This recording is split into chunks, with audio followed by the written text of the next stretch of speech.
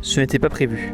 J'ai commencé ma journée au bord d'une autoroute, j'ai croisé un phoque et j'ai galéré sous la pluie, pour finalement vivre un moment incroyable. Lorsque je me suis réveillé ce matin-là, je n'étais pas dans un lieu idyllique. Hamac posé au bord d'une autoroute, à l'arrache, la pluie commençait à tomber. Mes conditions de vie laissaient à désirer, pourtant, j'étais détendu et serein, animé d'une grande quiétude.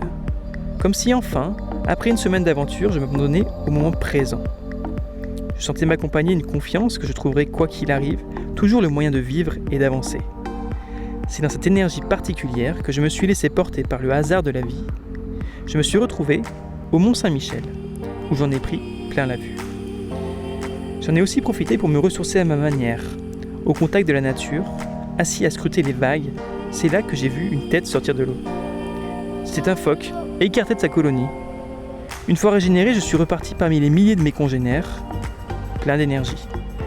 Je me suis remis à faire du stop, mais j'ai eu beau insister. La seule chose que j'ai reçue, c'est une bonne drache d'eau du Nord. Détestant faire demi-tour, je me suis quand même résigné à aller à ce camping que j'avais vu en passant et qui semblait être un attrape-touriste. Mais bon, l'appel de la douche chaude était plus fort.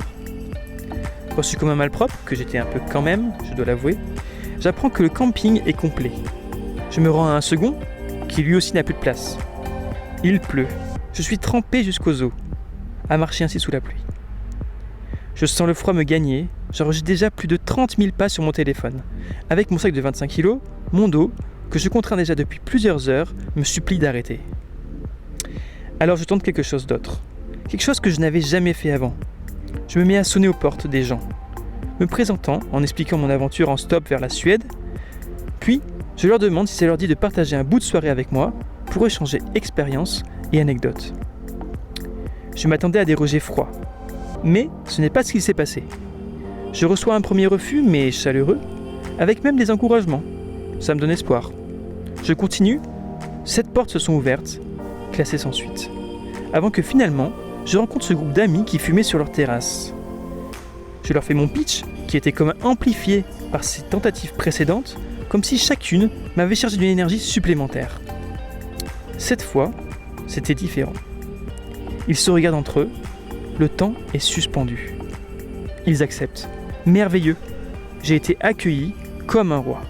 Douche, machine à laver et même des croque-monsieur généreusement offerts. Nous avons passé une soirée exceptionnelle. Hors norme. Tous avions du mal à réaliser ce qu'il était en train de se passer. C'est fou. Nous n'arrêtions pas de dire ces mots. Fermant les yeux le soir, allongé sur le canapé, je suis plein de gratitude. Car en plus de ça, cerise sur le gâteau. Le lendemain matin, ils repartaient chez eux, dans le Nord, à Saint-Quentin, et avaient de la place pour moi. C'est pour moi un bond de 400 km vers la Suède. Incroyable coïncidence ou destinée. Quoi qu'il en soit, merci à ces belles personnes qui se reconnaîtront.